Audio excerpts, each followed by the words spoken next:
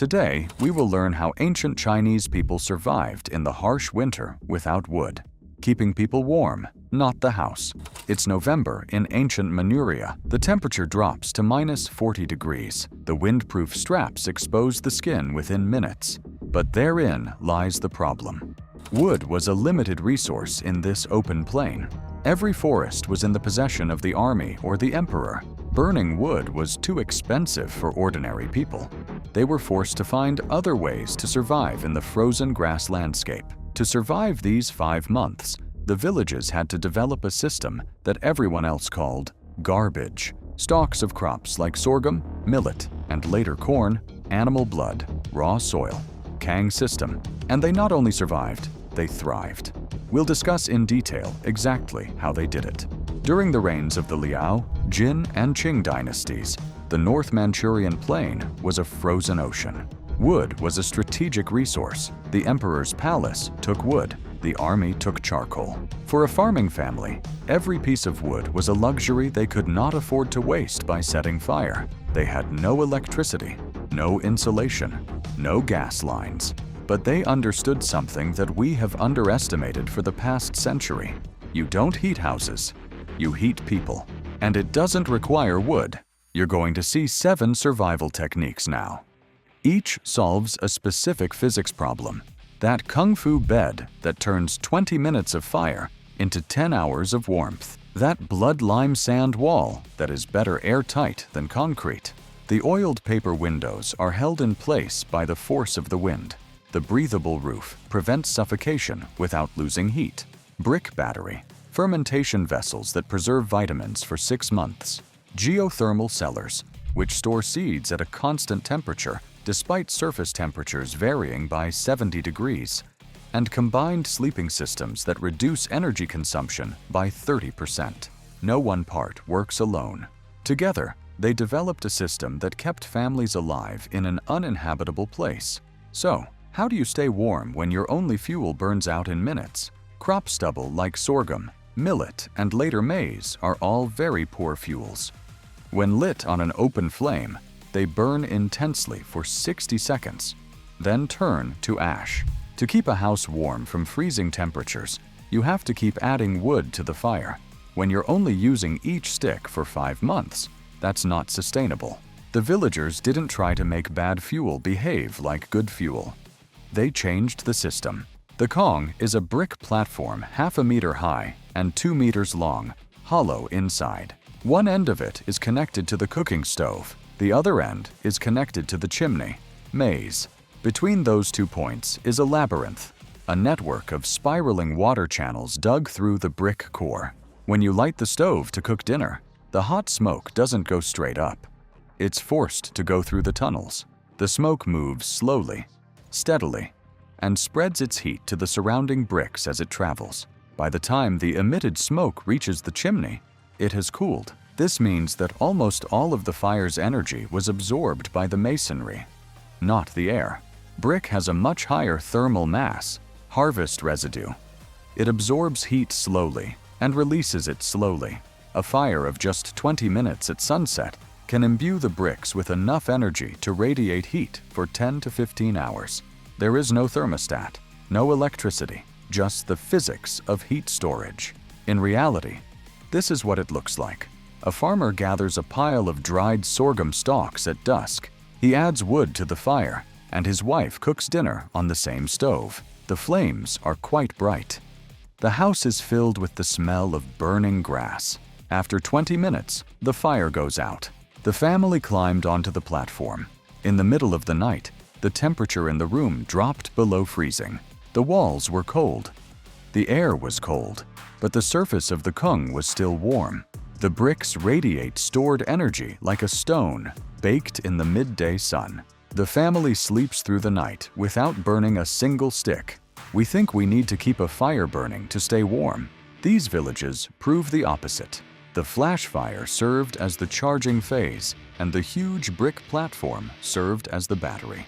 Reliable roof. The platform raises the living space 30 to 60 centimeters above the ground. Why? Because the stone is dense and non-porous.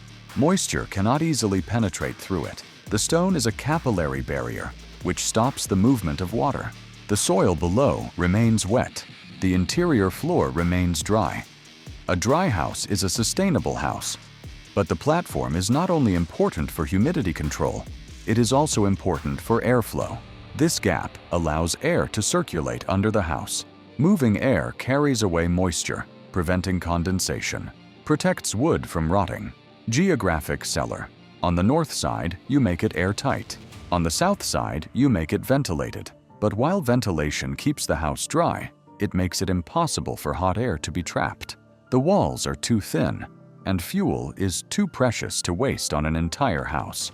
So the common man from the south made a groundbreaking engineering decision. Instead of heating the house, they heated the person. You're sitting in a house in the south, in the middle of winter. The temperature in the room is 5 degrees Celsius. Your breathing is labored. Your fingers are stiff, but you don't feel cold. You're at a low table, a thick blanket on your lap. Fermentation. Under the table, charcoal is slowly burning in a clay pot. A whoopin, heat rises from the charcoal, but it can't get out. It's trapped in the pocket under the blanket that surrounds your body. The temperature in the room is 5 degrees Celsius. Under the blanket, it's 20 degrees Celsius. You're not heating 40 cubic meters of space anymore. You're heating half a cubic meter of space. The space around your body. That is, spreading heat to a specific area. From a conventional open fireplace, 80 to 90% of the heat goes out through the chimney. But from a whoopin, almost 100% reaches the body. South-facing ventilation. The primitive solution is more effective in all respects. Wealthy commoners used the portable version. Small brass or ceramic pot with burning coals. Carried in the sleeve, tucked under the bedsheets. Same principle, same function. In the south, there was bamboo charcoal. Burns slowly, smokes less, provides consistent heat for hours. A small pot kept the family warm all night long. The hoop worked with other systems, such as platforms, hollow walls, curtains, but it solved the main problem. Capillary barrier. The platform raises the living space 30 to 60 centimeters above the ground. Why? Because the stone is dense and non-porous. Moisture cannot easily penetrate through it. The stone is a capillary barrier, which stops the movement of water. The soil below remains wet. The interior floor remains dry. A dry house is a sustainable house. But the platform is not only important for humidity control, it is also important for airflow. This gap allows air to circulate under the house. Moving air carries away moisture, preventing condensation. Protects wood from rotting. Integrated sleep methods. January 22, 2023. Mohe, Heilongjiang Province. The thermometer reads -53 degrees Celsius. At this temperature, diesel oil turns to jelly. Rubber tires shatter like glass. Exposed skin dies within minutes. It is the coldest inhabited place in China. Locals call it China's North Pole. Now imagine this. The power supply goes out. Your electric furnace goes out. Your insulation, fiberglass, drywall, foam. They were never designed to retain heat. It was designed to keep the wind out. And once that wind gets out, your house becomes a grave. But 800 years ago, in the same region during the Little Ice Age, when winters were colder than today, the Chinese survived without electricity, natural gas, or modern thermal insulation. They didn't heat the air. They heated the people. Uses of bamboo charcoal. The year is 1320. Europe is ravaged by famine. London's River Tempe freezes over for months. Crops fail across the continent. Millions die in famine. It wasn't a bad winter. It was the beginning of the Little Ice Age, a climate war that lasted for about 600 years.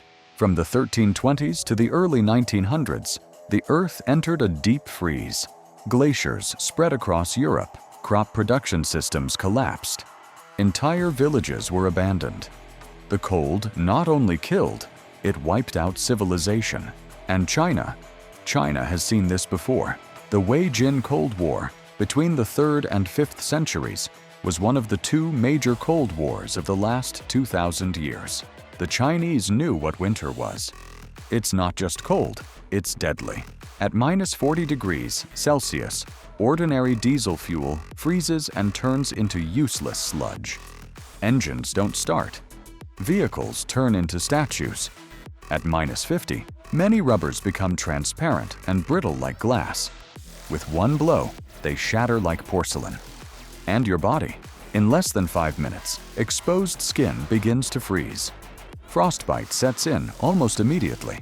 Then hypothermia sets in. If you're lucky, it takes a few hours to die. Now, the problem with modern homes is this. We built them based on convection, air heating, fiberglass insulation, drywall, and foam panels. These materials do not retain heat. These trap pockets of warm air, coping with the little ice age. And as long as your furnace is running, pumping heat into that air, you're fine. But the moment the power goes out, that warm air escapes through every crack, every joint, every weakly sealed window.